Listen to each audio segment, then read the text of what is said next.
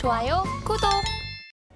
외신 브리핑 시작합니다. 어제 3대 지수 모두 다 상승하면서 마감했습니다. 다우지수는 다시 한번 사상 최고가를 경신하는 모습을 보였고요. S&P 500 지수도 0.14% 상승하면서 전고점을 코앞에 두고 마감을 했습니다. 종목별 차별화 장세를 좀 보이는 모습이었고요. 시장은 또 별다른 촉매제가 없었고 거래량도 좀 적었던 하루였다라고 볼 수 있겠습니다. 다만 10년물 국채 금리는 2% 넘게 하락을 하면서 장중 3.7%까지 터치하는 모습이었고요. 달러 인덱스도 지난 7월 이후에 최저치를 기록하는 모습이었습니다. 이어서 유가 가격도 함께 살펴보도록 하겠습니다. WTI는 배럴당 74달러 선에서 마무리했습니다. 일단은 하락을 하면서 마감을 했는데요. 조금씩 해운사들이 다시 한번 홍해로 복귀하려는 움직임을 좀 보이고는 있습니다. 덴마크의 머스크는 앞으로 몇 주 동안 수에즈 운하와 또 홍해로 수십 척의 컨테이너 선박을 통과하도록 계획을 하고 있다라고 밝히기도 했습니다. 이어서 나왔던 외신 기사들도 함께 살펴보도록 하겠습니다. 첫 번째 CNBC 기사 함께 보실 거고요. AI integration device upgrades to drive a rebound in PC sales in 2024이라는 기사입니다. 2024년을 내다보고 있는 기사이고요. 내년에는 PC 판매가 AI 붐 그리고 업그레이드로 인해서 그동안의 부진을 딛고 다시 한번 반등할 것으로 예상하고 있다라는 제목의 기사입니다. 기사에 따르면 내년 PC 시장은 8% 정도 성장할 것으로 내다보고 있는데요. 소비자들이 팬데믹 기간 구매했던 PC를 교체해야 한다라는 필요성을 느끼게 될 것이고 또 AI가 탑재된 PC도 대거 등장하기 때문에 소비자들이 관심을 가질 것이다라고 보고 있습니다. 특히 2027년에 출하가 될 PC 같은 경우에는 60% 정도가 AI 기능을 갖추고 있을 것으로 전망이 되고 있습니다. HP CEO도 AI 기반의 신형 PC가 시장 성장을 가속화할 것이다라고 강조한 바가 있고요. 또 마이크로소프트 같은 경우에는 2025년 10월 14일 윈도우 10의 지원을 종료하는 것도 이 PC 수요 확대에 있어서는 도움이 될 것으로 보입니다. PC 시장은 계속해서 최근 들어서까지도 감소세를 좀 보여왔습니다. 반도체가 바닥을 찍고 턴하는 모습을 보이는 것처럼 PC 시장 또한 다시 한번 상승 모멘텀을 탈 수 있을지 주의 깊게 지켜보셔도 좋겠습니다. 이어서 다음 기사도 함께 체크해 보도록 하겠습니다. 이번에는 월스트리트 저널 기사 함께 보실 거고요. 나스닥 set to beat New York Stock Exchange in IPO race for fifth year in a row라는 기사고요. 나스닥이 IPO 유치 경쟁에 있어서 5년 연속 뉴욕 거래소를 눌렀다라는 내용입니다. 딜로직에 따르면 올해 들어서 나스닥에서 IPO를 통해 조달된 자금 총액은 약 18조 원에 달하는데요. 뉴욕 거래소 같은 경우에는 약 104억 달러에 달했습니다. 사실 과거 IPO 시장은 뉴욕 거래소가 계속해서 지배를 해왔습니다. 그럼에도 2019년부터 좀 판도가 바뀌게 되면서 올해까지 5년 연속 나스닥이 뉴욕 거래소를 제치게 됐습니다. 그렇다면 올해 나스닥에 있어서 IPO 최대어는 어떤 종목이었을까요? 바로 52억 달러를 끌어모았던 영국 반도체 회사 ARM이었습니다. 뉴욕 거래소를 통해서는 44억 달러를 모았던 존슨앤존슨의 헬스케어 자회사 캔뷰가 데뷔를 했고요. 독일 신발 회사인 버켄스탁과 또 식당 체인 카바 등도 뉴욕 거래소를 통해서 일반 투자자들을 만나기도 했습니다. 그동안은 1971년 개설된 나스닥은 기술주 중심으로 그리고 1792년에 세워졌던 뉴욕 거래소 같은 경우에는 우량주 위주로라는 것이 좀 일반적인 통념인데요. 최근 들어서는 이런 구분 또한 계속해서 모호해지고 있는 시점입니다. 오히려 두 거래소가 좀 경쟁을 붙게 되면서 뉴욕 시장에서 IPO 목적지로서의 매력을 조금 더 높이고 있다라는 평가도 좀 나오고 있고요. 내년에는 중국 패스트 패션 업체 쉬인과 소셜 미디어 업체 레딧도 상장을 준비를 하고 있습니다. 다만 어느 시장으로 어느 쪽에서 IPO를 하게 될지 아직 결정하지 않았기 때문에 이 부분도 체크해 보시면 재밌지 않을까 싶습니다. 계속해서 다음 기사도 함께 보도록 하겠습니다. 이번에는 코인 기사 함께 보실 거고요. 마찬가지로 CNBC 기사입니다. 스팟 비트코인 ETF approval may be coming in January, expert says. Here's what it means for investors.라는 기사입니다. 비트코인 현물 ETF 승인에 대해서 기대감으로 계속해서 상승을 하고 있는데요. ETF 승인이 이제 곧 1월 달에 이루어질 것이다라는 제목의 기사입니다. 가격만 놓고 본다면 이 기대감으로 인해서 올해 들어서만 150%가량 상승을 했습니다. 이달 초에 지난해 4월 이후 처음으로 44,000달러를 찍기도 했고요.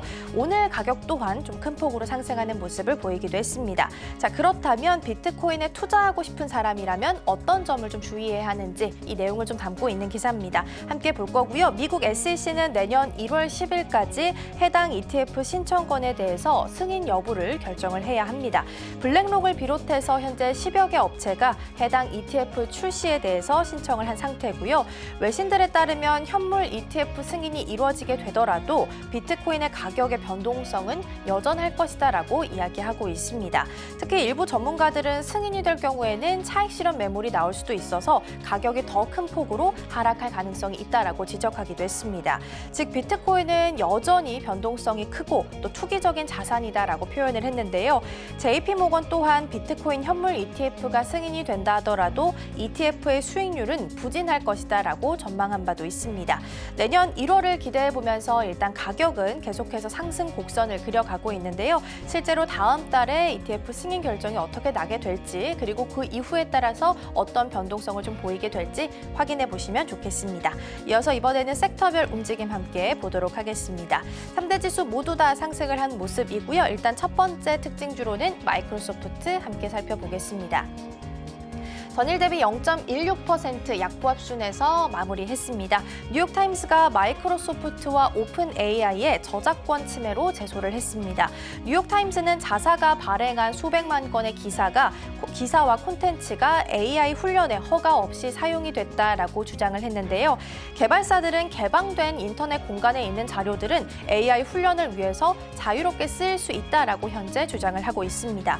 그래서 오픈 AI는 그동안 여러 언론사에게 수수료를 지급하면서 콘텐츠 라이선스를 좀 지급을 받기도 했었는데요.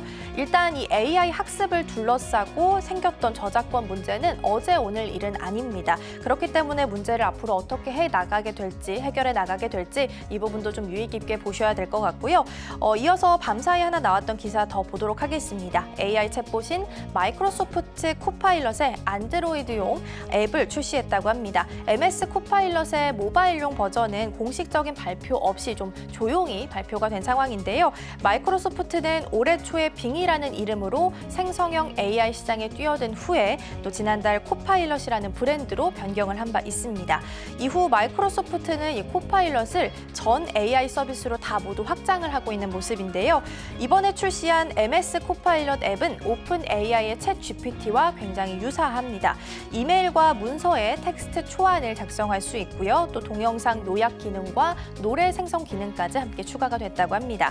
다만 이번 마이크로소프트 코파일럿 같은 경우에는 안드로이드용 버전만 좀 출시가 된 상황이기 때문에 아이폰용 앱은 아직 나오지 않았다라는 점 함께 챙겨가시면 좋겠습니다.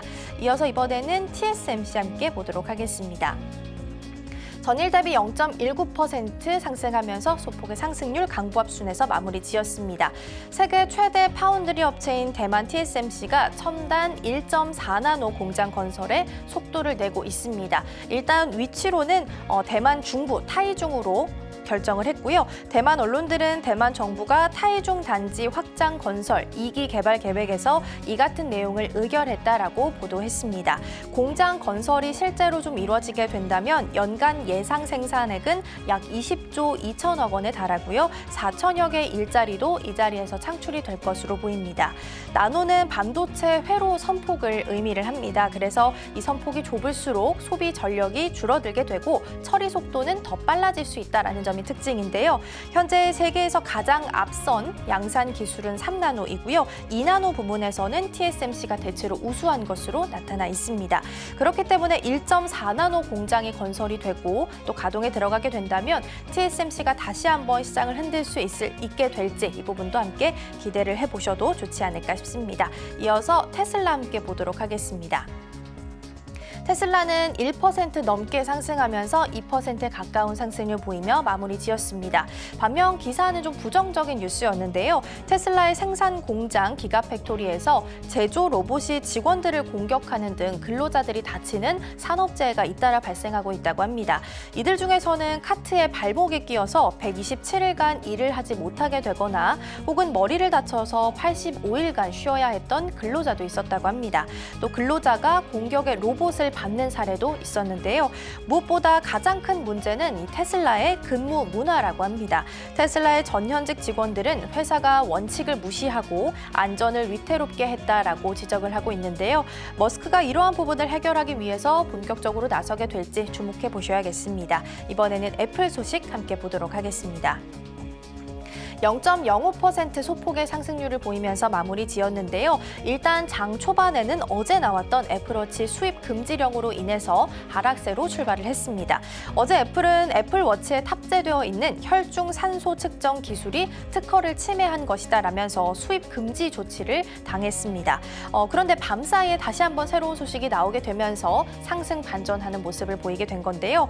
미 연방항소법원이 소송을 진행하는 동안에는 국제무역위원회의 수입 금지 명령을 중단을 시켰습니다. 애플은 그래서 일단 당분간 애플워치를 판매를 할 수 있게 됐는데요. 어제 애플은 미국 정부가 국제무역위원회에 애플워치 수입 금지 명령을 그대로 받아들이자 즉각 항소를 했고요. 최종 결정이 나올 때까지 수입 금지 조치를 일단 중단해달라고 요청을 했던 겁니다. 법원이 이를 인정한 셈이다라고 볼 수 있겠고요. 시장에서는 대부분 애플이 법정 싸움에서 일단 승리를 거둔 것으로 판단을 좀 하고 있습니다.